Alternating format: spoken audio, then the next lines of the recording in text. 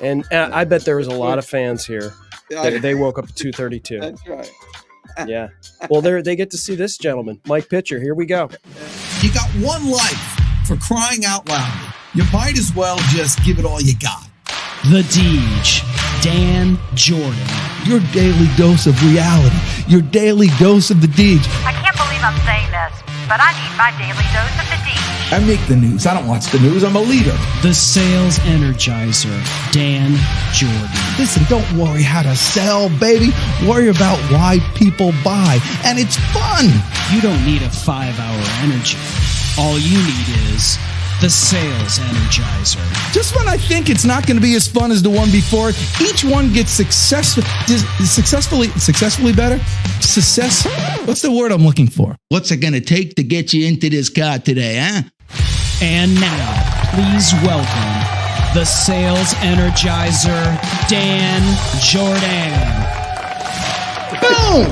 That's exactly it. Do that. Let's do that. Just giggling. I can't believe I'm saying this, but I need my daily dose of the D. I'm just giggling. You know, the whole, what's it going to take to get into this car today? Huh? You know, I was brought up with that kind of, you know, that talk, with that whole thing. And I'm just remembering, we talked before, we were talking about waking up early. And so I when we were kids, when I was a kid, do you remember the Mel Brooks, Carl Reiner? It was a record, The 2,000-Year-Old Man. I know of it, but I don't necessarily remember it. Well, in our community, that was like the biggest, you know, that was like the greatest thing in the world, The 2,000-Year-Old Man.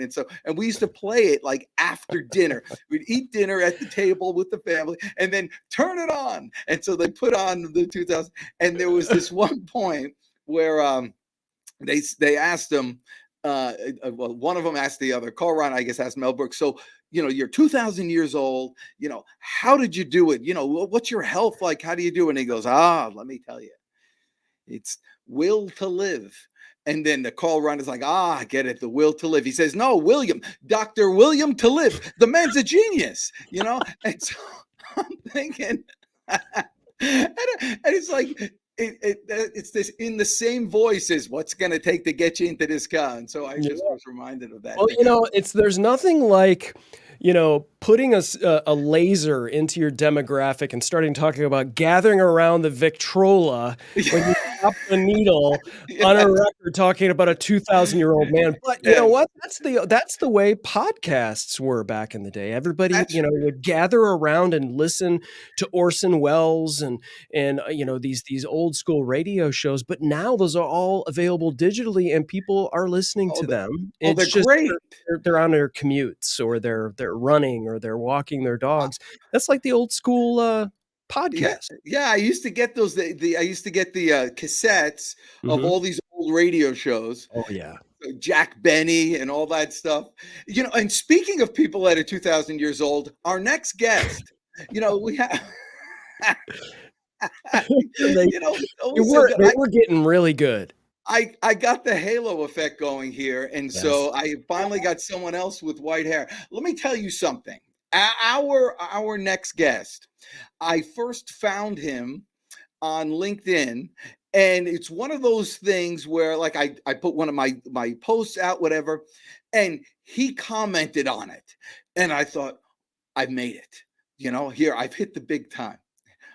Yes, Mike Pitcher has commented on my thing. And then, you know, I realized, so I said, you know, what do? I pick up the phone and call him up, because that's how I roll. And if salespeople would just learn that most other people are actual humans, and you can pick up the phone and talk to them, and they're real here. And so then with that, it went a few sequence of events. And next thing I know, our next guest, without any further ado, to pass along the wisdom of the ages, please help me welcome my new best friend, Mike Pitcher. Hey there, Deej. Yes. I almost missed this because I was just plugging in my 8-track player so I could have some music in the background. God, that was good. The 8-track. And by the way, I am not old. I am chronologically gifted, just in case you want to know. in I your love face. that. That's it. I have a thing that I have to do my age in push-ups every year. And so this year I'm going to turn to 58. And so my birthday's August 10th. And so starting in July, I start, practicing.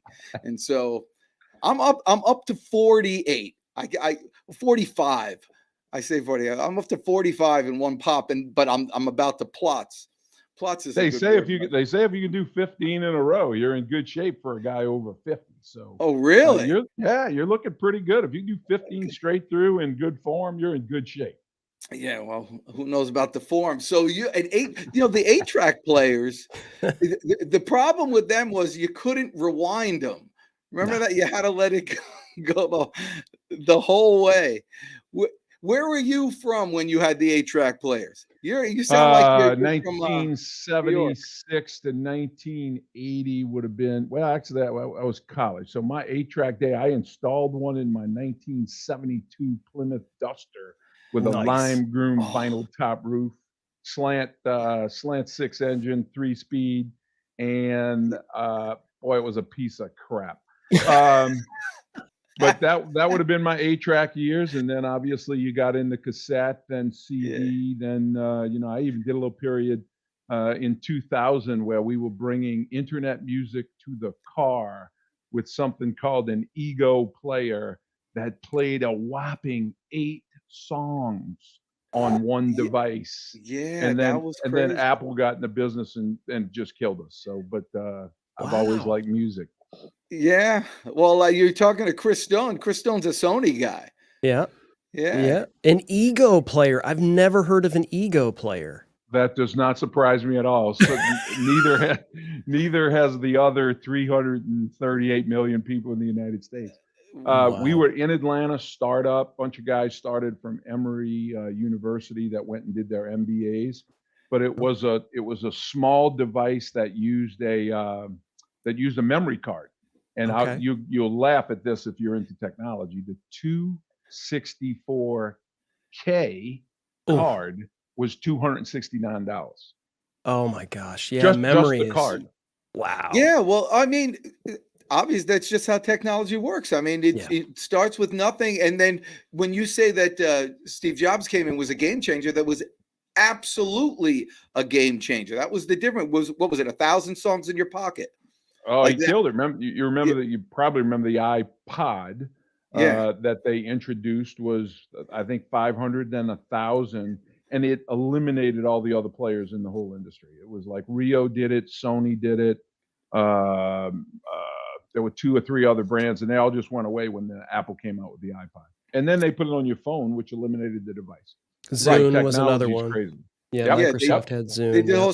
so there were a few times in the sales world where your product really does drive sales. It's a very small thing. And what happens is the salespeople, well, listen, when you're riding your bicycle downhill, it's easy to think that you're going fast. But then when things change, you really find out who you are. Now you were in that, how your sales management career. I actually ran sales for that company, which is funny. Right. My biggest claim to fame in that space was we talked to GM, and they had a Pontiac Grand Am program. And when you bought or test drove a Pontiac GM product, they gave away the i2Go Ego. So the company was i2Go. The product was called Ego, and it was one of these first digital devices. The funny part is, get a load of this. You wanted to play it through your stereo in the car. There was a fake cassette attachment that Yes. plugged into I the remember device. that. Had a It's string or crazy. had a Had a little string, cable that exactly came right, out of the it. cable. It's God, nuts. this is like the It's best show crazy. ever. I could Yeah. talk No. about like failed musical configurations all day long. It's Yeah. like we should have our own podcast to do that. That's amazing. Well, that was during the day that everybody would, like, you would buy radios and put them into your car. You would do it then, and before you did it, I remember having a box, and I cut the little circle around because it had to fit. The drivetrain was in the middle, and so there was that little hump in the middle. So I had the box, and I cut that out. I put it so it would lay flat, and I put the radio on top of that. Boy, hey, Hey, Oh, DJ, if we're talking to some millennials and Gen Z people, yeah. they're like, what the hell are those guys Exactly. talking Well, about? the thing is, it's all the same thing. It's all the delivery system of this communication. It's all, Yep. but the sales part still remains the same. You still have to have good music, or nobody wants to play, no matter Right. what it is. The demand continues. Yeah. If good music or good audio, good podcasts. If Yeah, you that's feel what. that segue there, Dan, that's a Nicely done. world-class segue there. So you are. I know you're speaking on your 7 elements right now that you do with these companies, but your history is you built. Have you built more than one sales team? Well, I'm a sales guy, so All it's right. kind of funny. My role eventually took me to a CEO role, but my whole career has kind of been sales oriented. I started as a sales rep, knocking on doors, selling postage meters, cold calling for Pitney Bowes. I then went into the leasing business for Pitney Bowes, and from that was leasing sales. Then I went to idago.com. That was short lived. When we found out that we had to make profit and make money, that company kind of tanked fast. And then I went to Dell. I was at Dell building a sales team. And then I was recruited over to LeasePlan USA, which is here in Alpharetta, Georgia, and built that sales team out. And they asked me to go there because the company had never hit its numbers in 22 years. And they invited me over to run sales. And basically, the CEO from Europe said, "Hey, Pitch, we know you don't know anything about fleet leasing, but we need somebody to wreck this place because it's never made any money." And I'm like, "Of course I can wreck this place. I can do this." And then we had a great run. And then 2008, I became the CEO. And then I retired in 2017 and wrote the book, which is based a lot on my sales experience and leadership experience. And I've been speaking on it and consulting and doing stuff like that ever since. I'm just, I like your intro to me because I always tell people, hey, the F word is totally acceptable at work. And that F word is fun. You can have Yeah. fun. Salespeople have fun. You got to be able to laugh. You got to love what you do. And I do. I mean, I've been blessed more than I ever deserve because I've worked with a lot of great salespeople. I've worked with a lot of great sales teams. And we had a lot of fun doing what we do. Yeah. Yeah. The thing is, it is fun. You don't have to make it fun. It's just fun talking to people. It's just everybody's crazy. Everybody's crazy. So what did you do to keep it fun at your places? There's lots of things, I talk about when I did LeasePlan, when I did Dell. I mean, Halloween, I dressed up like Batman and had Robin next to my side. I was on a dunking booth. I dressed up as Elvis and sang, I leased it my way. We just, there's lots of just crazy stuff where people go, this guy's insane. I used to ask people getting on the elevator at work. We had a six-story building. Hey, are you happy? And people would look at me like, what is this guy talking? Are you happy? Are you happy at work? Are we providing the stuff you need to be happy at what you do? Are you having fun?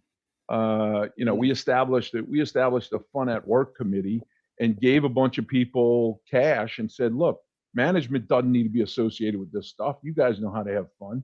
How do we have fun at work? What are the things we do? And one of the things I'm really most proud of is LeasePlan was named twice in a 5-year period the best place to work in the city of Atlanta. And the kind of narrative that was told was we don't do brain surgery and we don't do space flight. We can have fun at work. We can enjoy what we do. We had different games. We had a fun at work committee that came up with, like, in the middle of The Biggest Loser, how people could wrap health around at work and hold people accountable. You got to be open to laugh. And even when some of the stuff is a little crazy, you just got to realize you'll be back tomorrow. Life is too short to live it in a serious, oh my God, victim kind of world. So have fun, enjoy what you do. Yeah, that's it. You got kids? It's just funny. I was talking to Chris before you got on while I was in the back room, and he was talking about his sons. And I'm like, I'm going to tell you this because if I tell you, you'll know that when I die, I'm going straight to heaven. I have 4 daughters. My daughters are 28, 30, 35, and 37, which the older 3 have given me 5 grandkids that range from 2 to 11. And we all know how to have fun too as a family. I mean, when you start thinking about that, you carry over the stuff from work into your family life. If you're willing to laugh, if you're willing to make a fool of yourself, and kind of just enjoy life. It's one of the things that I was taught earlier by a mentor. He said, "Don't take yourself too seriously. Life's too short Yeah. to mope around and think that everything's doom and gloom." So, Mm. as they say about optimism, they say, you are a guy that's the glass is half full or half empty.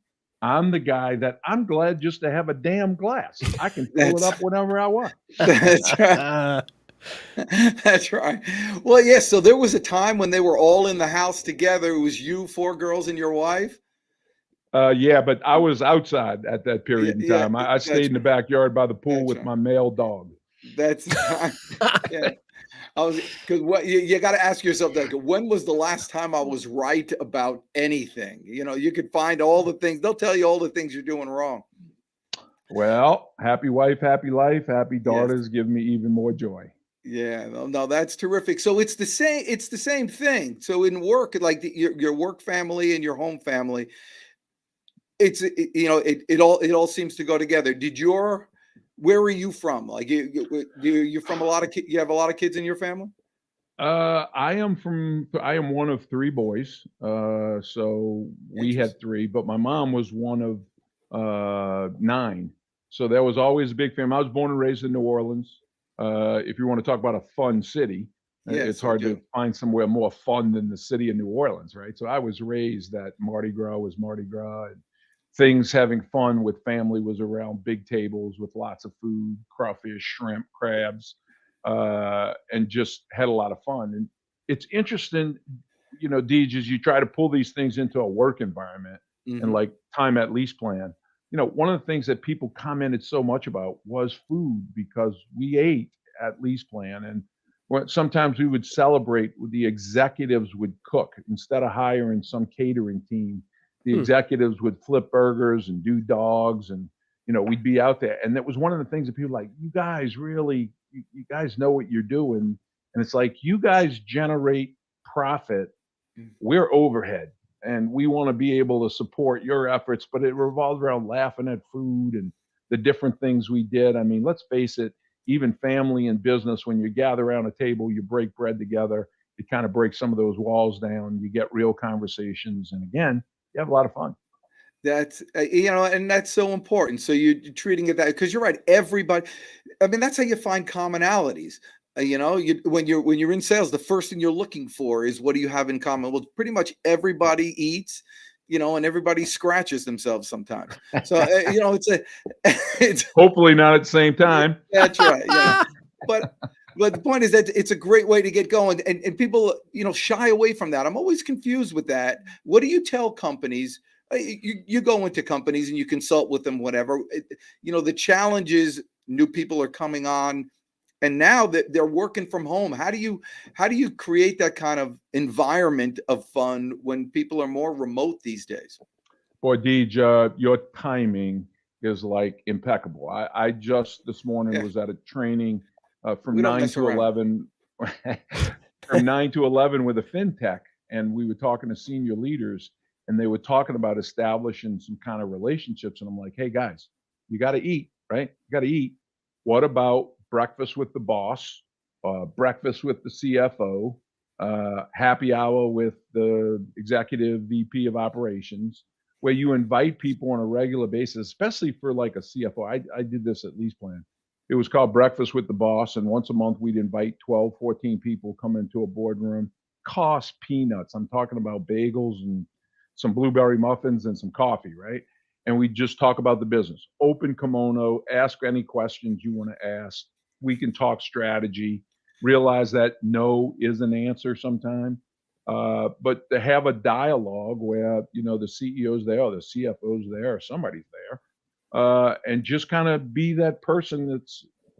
I used to always say nobody's more important than anybody else. I know you think that's true, but the guy in the mailroom's got a job that he's got to do, and it's important he does it, and so does the CEO.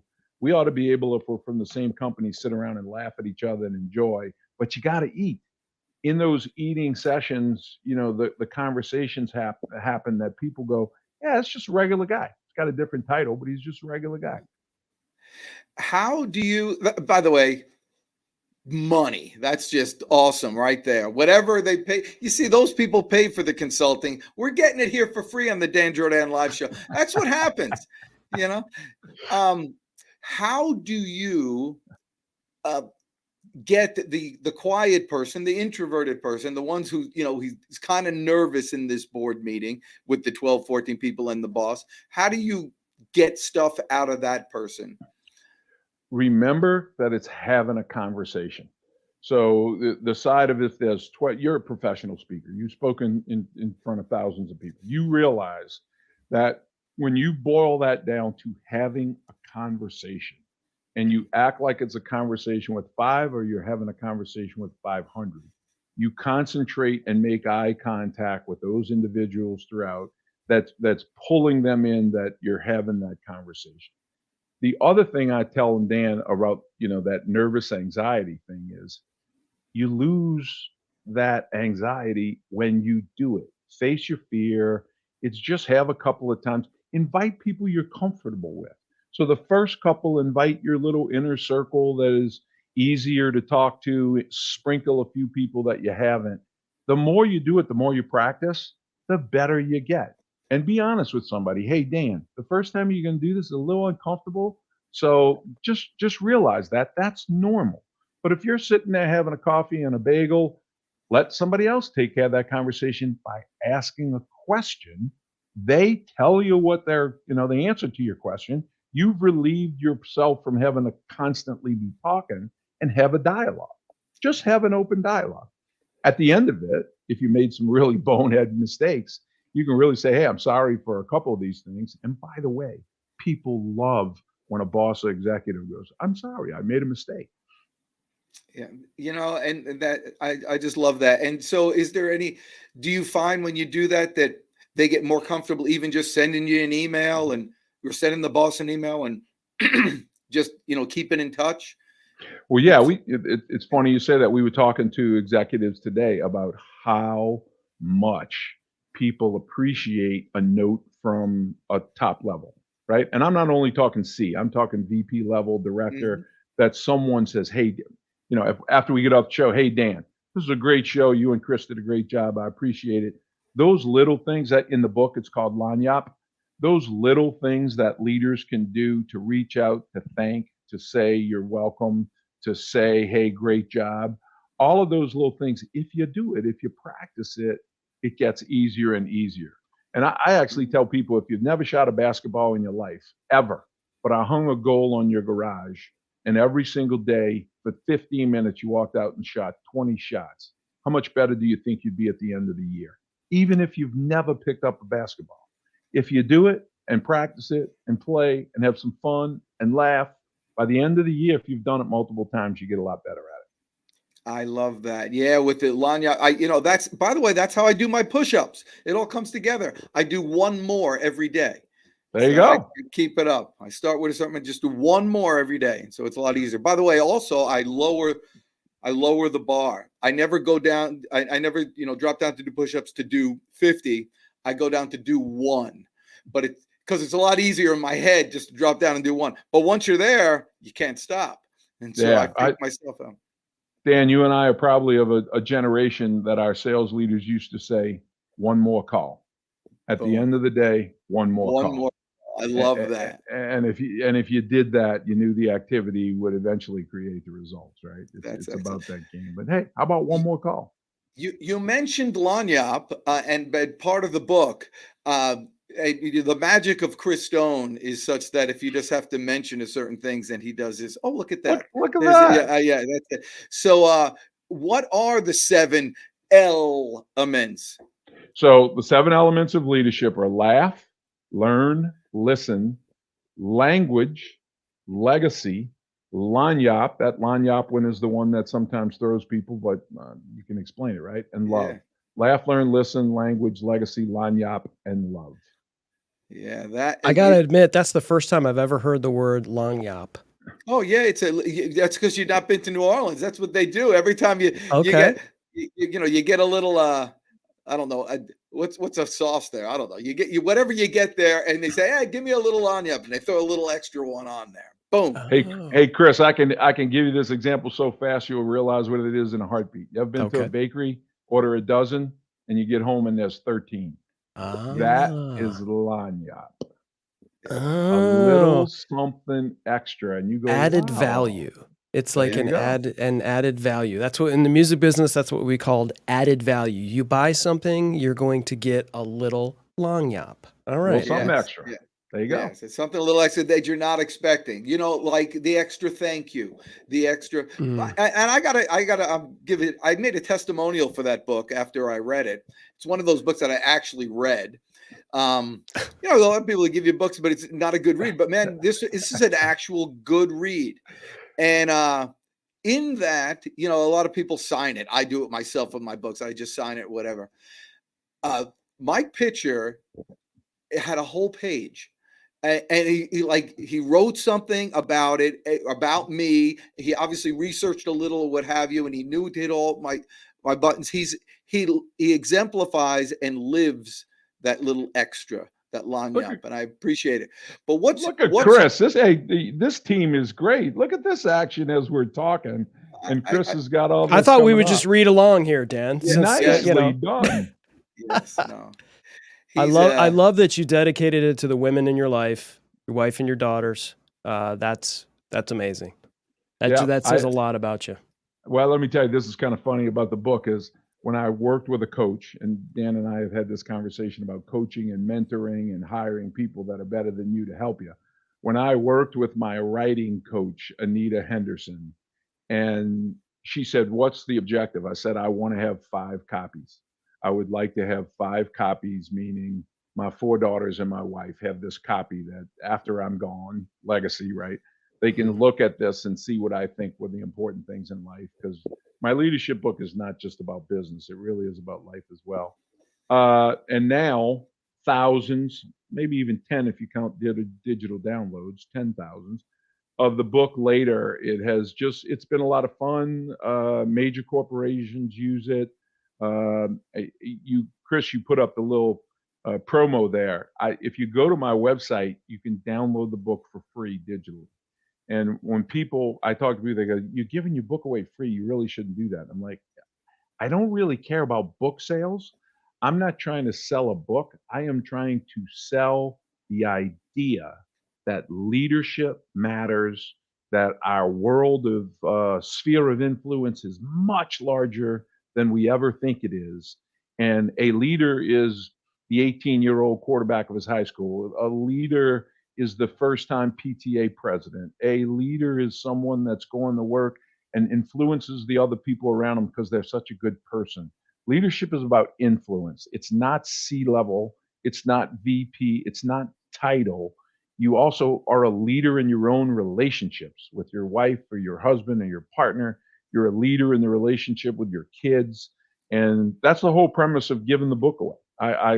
I get a lot of comments about, "Hey, I shared this," and I'm like, share with as many people as you want. Put a link out there that says go download it free. I love the idea of kind of, helping people in their leadership journey, because we're all students of leadership. That's amazing. Do you have any particular leaders, you don't have to name any names or anything like that, that have read this book and have given you sort of some feedback as far as like, "Hey, this helped me do this. This helped me, through a particular time in my life as a leader." So, Chris, this is interesting because in the last couple of weeks, I got one from someone at Dell that I worked with at Dell. And it was number one, the feedback was in the form of a handwritten note, which I love. Awesome. But he basically said there were 2 or 3 times in my career where I was getting ready to quit. I was going to hang it up. It wasn't right. and I looked at your book, and the things you wrote in the book led me to continue because I knew I was doing the right things. I just wasn't getting the right results for it. But your words of encouragement, your laughter, the last part of the book on love is really, there's some stuff on family and a mom and a dad and some of the things in your life. And it made a difference. So when you get those, whenever they come, they really are impactful that, you make a difference.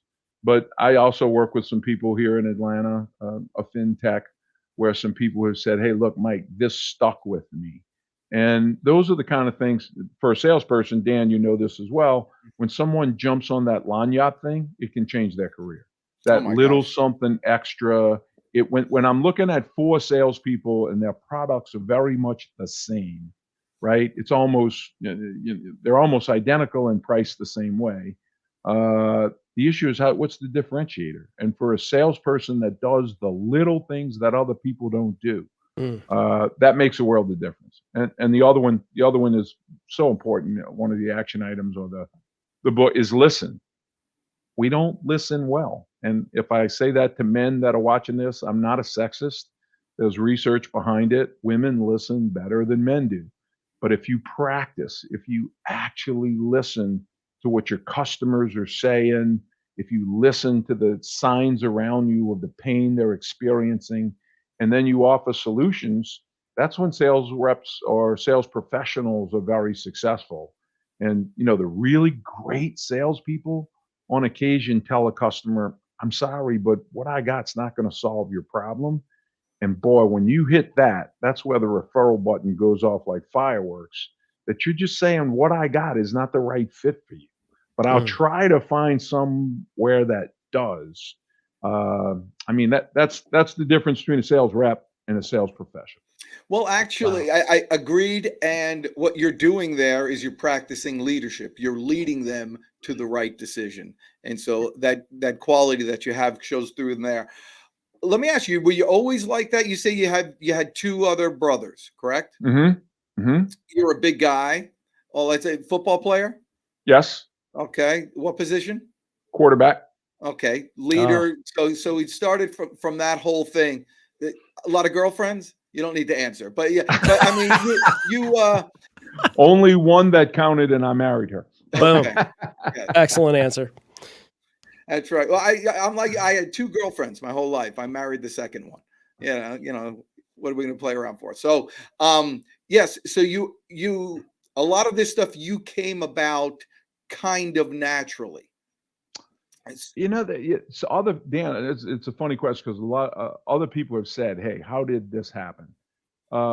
So I had a really bad period in leaving a company, and people know about leaving Pitney Bowes. I was high potential, moving up the ranks, and I worked for a really, really terrible boss. And I left, and I gained a lot of weight. I was just a jerk. I was going through my MBA. And my professor said, "Pitch, you're just changing. I'm noticing this. You're not participating."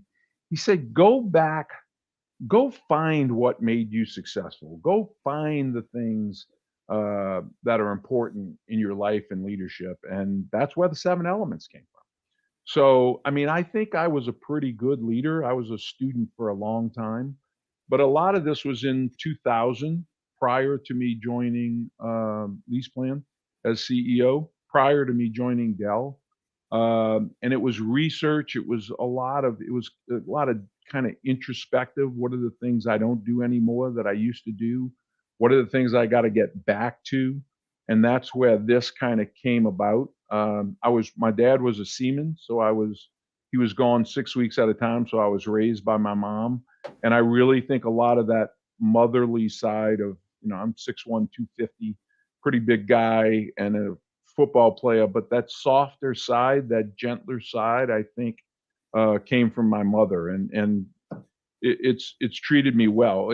I might have even been, Dan, I might have been before my time because right now in 2023, this is one of the things coming out. I want my leaders to care.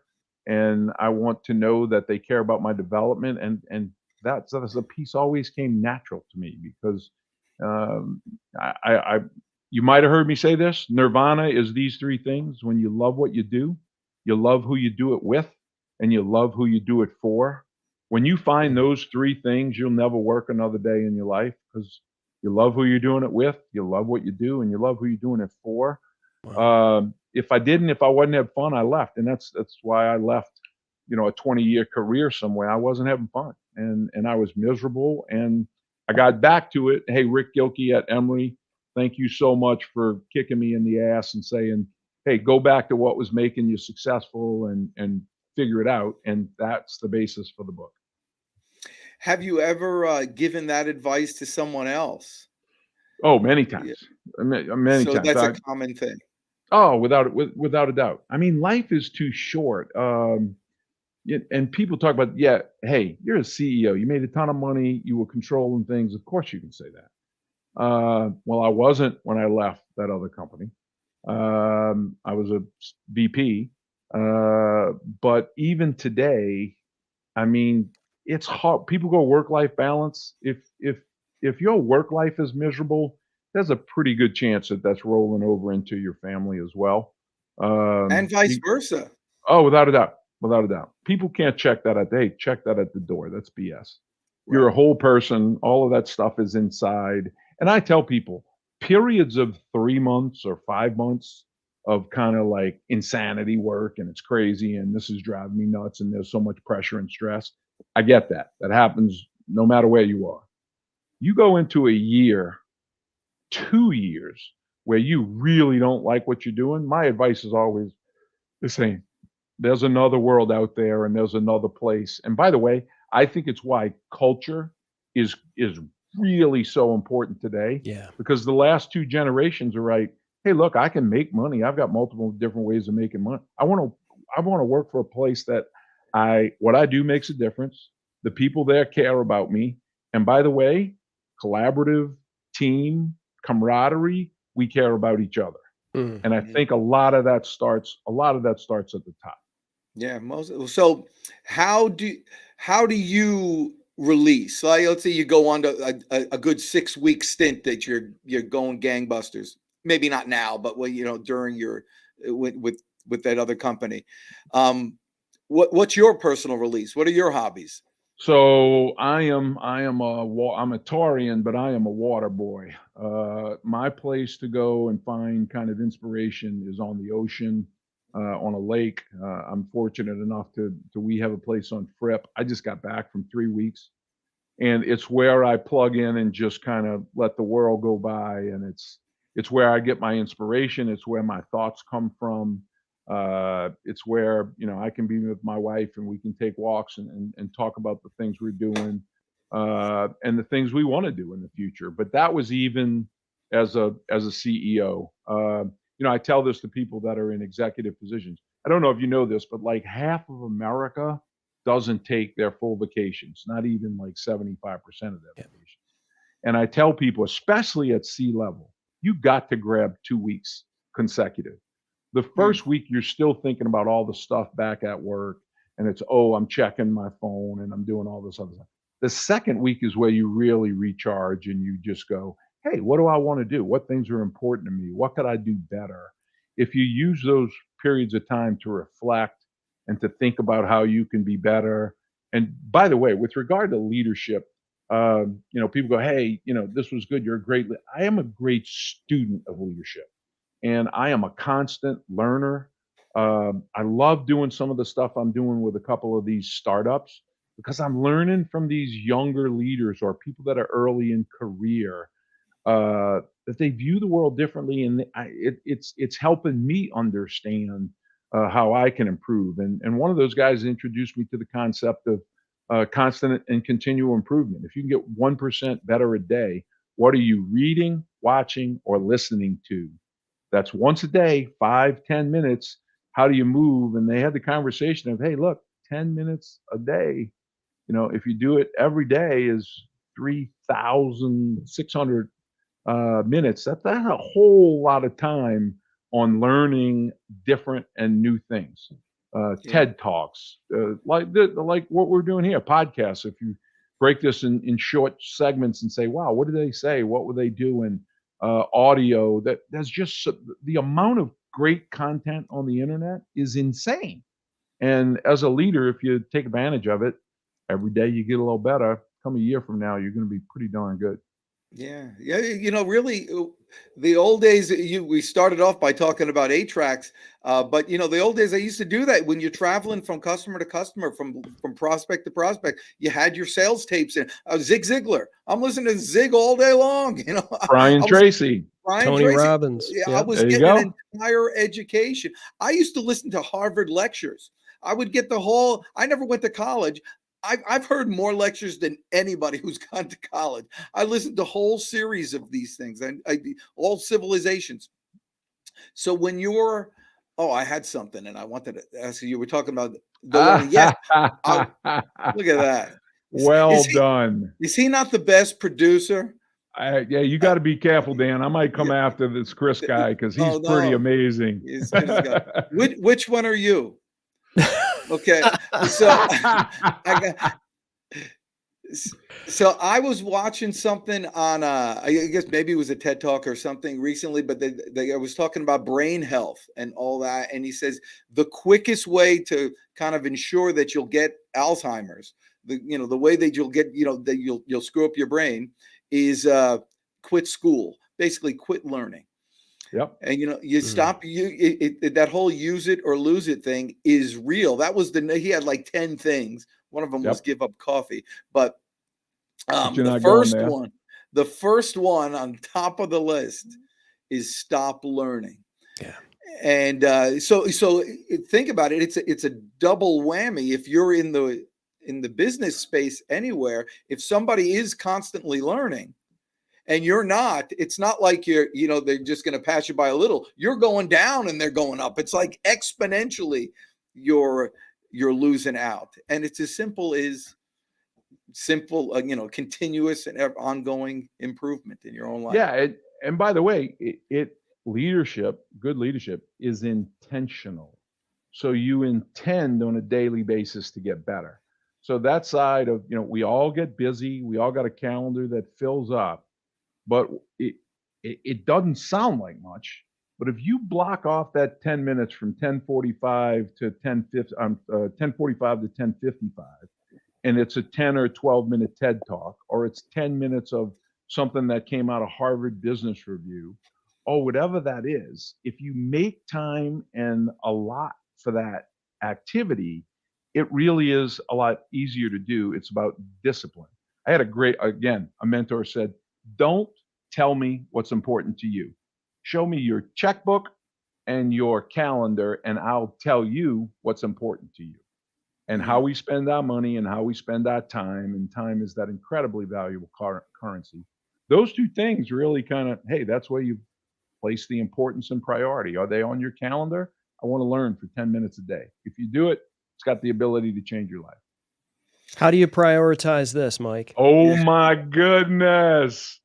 Oh, Chris, that is so awesome. So I see water wings and I see goggles. So there is water nearby. Is this pool water or is this salt water? I am blessed with an amazing pool in the backyard, and I'm just looking. That is every single member of my family was in. Oh, and I know when that is. So I was bummed about hitting 65. It hit me kind of hard. It really did. And we were supposed to do a trip that didn't work out. And it was Saturday. And we were on the back deck. And my wife, this is going to make me tear up. My wife said, Mike, what are we going to do today? And I'm like, well, babe, let's go to a dinner and we'll do something there. And we were sitting on the back porch and she goes, I hear somebody, and the dog was barking, and all of that crowd came walking up. Some of them came from South Carolina. Some of them the redhead, my baby, came from New York. They all came and spent that day with me. And the priority is there is nothing but family at family time. And that's 3 of my sons-in-law, my daughter that's in New York, and I have 5 grands. So you see the 3 girls on the front Roe, my grandson that's 11, and my grandson that is 2 is in that picture. And by the way, that's the reason I do what I do now, is that I'm able to kind of have some impact on those 5 youngsters that will be in the future. But I've been blessed beyond anything I deserve, and that's a really cool picture. Nice catch. That's beautiful. So, That's way beautiful. to go. Well, I got to tell you, reading your book, I teared up a couple times reading your book. Not because of, your relationship with your dad, but what it did was it got me thinking about my relationship with my dad. And when Yeah. you can get your prospect or customer thinking about themselves, good job. Well, I do have a question regarding that picture. 2 questions. The first is, who took the picture if your whole family is there? My mother-in-law and my father-in-law, which is Sherry's mom and dad, said, you got to get a picture of everybody together. And Oh, they stepped out and took the pictures. so they I were let there too. Oh yeah, we had them there, and we had my brother-in-law and his wife and another.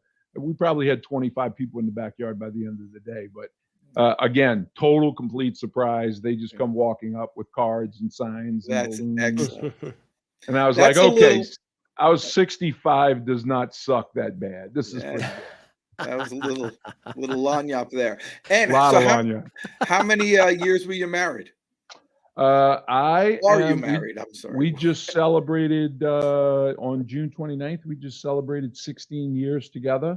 The older 2 are mine biologically. The younger 2 daughters are my wife Sherry's. We don't say step in our family, but we have 4 daughters. But when people see my wife, and it's like, oh my goodness, you look so terrific to have a 37-year-old. and she actually doesn't. Our oldest is 30. So we've been married 16 years and a great partner. The only fault she has is she's a Georgia Bulldog fan. Something tells me you're a Tiger, right? I'm an LSU. Hey, have you seen the cover of my book? Let's see if the Yeah, I color was just going to scheme say that color scheme looks very familiar. Yes. And she is amazing. She has been so supportive of me and what I do. And again, Mhm. Dan, you and I have had a couple conversations about coaches and mentors. My wife worked at LeasePlan for 18 years. We met at LeasePlan. But she's the one that kind of finds my blind spots. She's the ones that can, she kind of, when I don't think of something and she goes, hey, have you considered, or you're coming off like this, having people in your life that are willing to give you that constructive feedback in a positive way, is always great. So again, Yeah. I got crazy lucky there, and I'm a blessed man. But I did take her to the LSU Georgia game when there was a Joe Burrow run, and she said that wasn't that much fun to be in Death Valley that night wearing a Georgia jersey. Dan Jordan Well, has no idea who Joe Burrow is. That I can promise you that. I know I a can lot promise you that I know that it means something to you, and it means something to a lot of people, and that's what I love. I was thinking of the qualities that make a successful leader a leader. It's obviously the 7 elements. We know that for sure, but you seem to possess an amount of passion for your life and for the improvement of your life and for those around you, and it's infectious. It's tough to resist when somebody has passion for what they do. Do you share that with, or is that a quality that you see in the leaders that you coach and train? Dan, when I left LeasePlan, and it's on my LinkedIn page on the reference side, one of the most memorable comments made by a VP that worked with me said, Mike Pitcher is the most passionate individual I've ever met. And that's such a compliment when you think about it. But I am passionate. I'm passionate about people. And I tell people, find what you're passionate about. Find what turns you on. When I interview people, I ask them about their passions. This has nothing to do with work. Tell me what you're passionate about. Might be their kids' little league. It might be cooking. It might be woodworking. But show me that you're passionate about something, that I have the ability to kind of make you passionate about what we're doing together.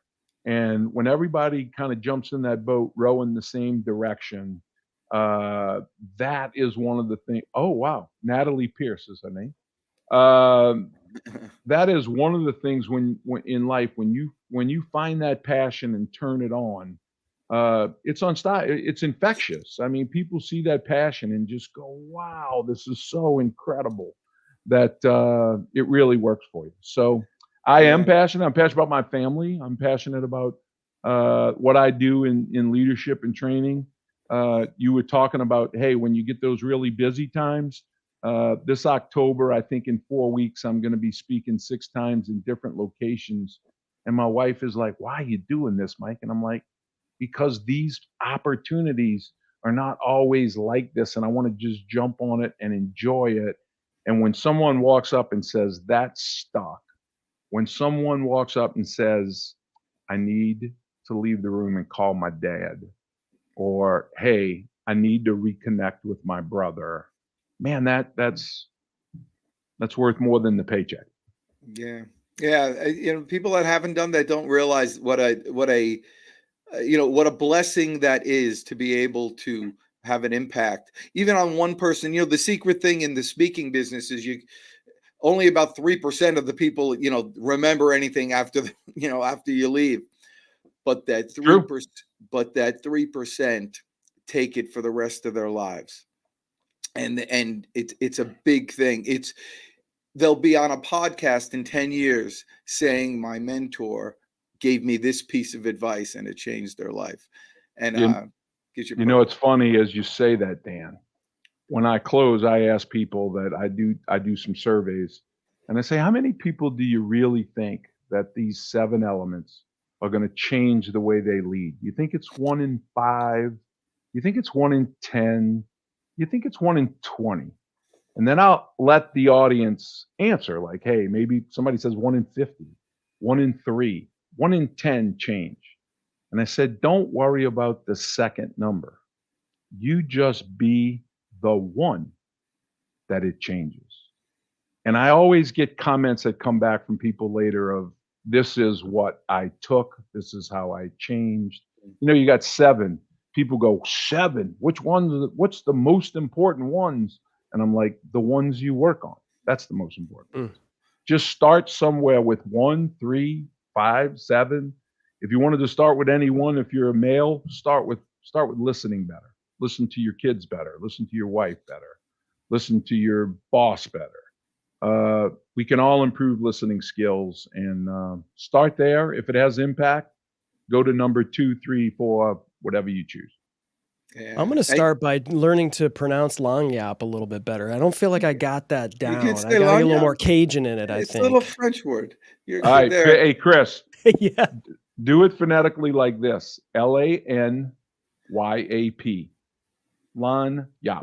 Lagniappe. Oh, well, I can do that. I got a little Detroit in there when I said Lagniappe. I'm doing a little bit. I'll get it down, man. I appreciate that. You got it. You got it. Yeah, Mike, I was thinking. So when you were talking about the passion, when you interview people and you ask them what they're passionate about, you and I and Chris. We're an open book. I'll just go ahead and tell you. But do you find that there are some people that they'll feel insecure if they express what they're truly passionate about, and they really can't find something? It's like a sign of leadership that they have something passionate about. If they can't, no offense to them, I move on to another candidate if I can't find passion. Because, when we're talking to people that are 22, 25, 30, 40, if there's nothing in their life they can express that they are passionate about, I just don't think that's a good fit for an organization that would have me in it. Remember, I'm not talking about passion in my accounting and my Excel spreadsheet skills. I'm not asking that. I'm just asking, what are you passionate about, right? I'm passionate about woodworking. Why do you like it? What's your favorite woods that you use that kind of give you the best kind of end product when you're finished? And when they start talking about oak and maple and cherry, and all, you get that. Okay, you're passionate about When you talk about your kid and doing stuff because he's such a gifted soccer player, and you talk about, well, what do y'all do? What tournaments have you made? Well, you made this one. What does your son play? And they know it, and they what's he really excel at? And they're passionate. You see it in their voice. You see it by their body language, right, Dan? I mean, the first thing I connected with you on is, Deej, and it's like all of this crazy passion and excitement and body movement. I'm like, this guy's lit up. This is good. And when you don't see a lot of that, it's hard to build credibility when you kind of don't have passion, especially about what you're trying to sell. If you're not passionate about your solution, you might want to either find a new product or a new career. But passion is so important.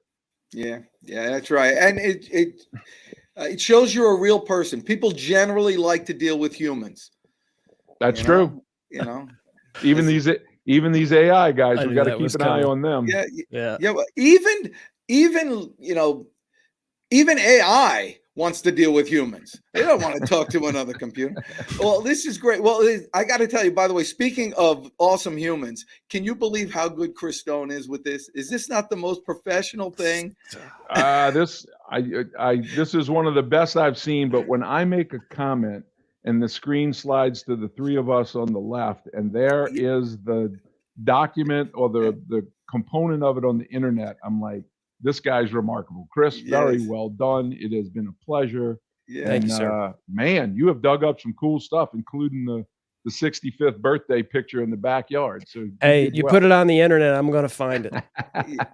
It's that you wouldn't know about this, my picture, but it's the little extra stuff that we do. It's that little.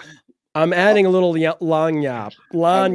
Dang it. I got it. Yeah, I'm going to work on it. Setting you up all day for that. I know. Well, Mike, I can't tell you how much I appreciate this. This is great. And we're going to have to stay in touch and do all these things. I know you're busy. What do you got going on? You said you have a couple of gigs happening and all the way throughout the rest of the year. As I told you, I have done some work in the insurance industry. And I had no idea that the industry brings in multiple conferences a year, and my story is really kind of resonating with them. I do two keynotes, really, the 7 elements, and then the other one is how to save a life, which is about distracted driving. Our numbers on the highways are going through the roof. There are 40,000 deaths on our highways now a year, which is just a huge number. It's up higher than it's been in like 20 years. Our brains are not wired for all the stuff that this device and iPads bring into the car. So that is taking a lot of my time, and I enjoy it. I did say I'm retired, so I like to do about maybe 12 to 15 presentations a year, but I'm kind of booked up, and I'm enjoying it, having fun. Like I said, October is really crazy, but I'm also doing some leadership training at companies with their whole teams, executive teams, or their aspiring leaders, which this model works. Everybody's got a model, right? There's John Maxwell's model, there's Kouzes and Posers model, but Dan, you raised a really interesting point that when you keynote, people don't remember, and those things. And they might only grab 3% of the people get it.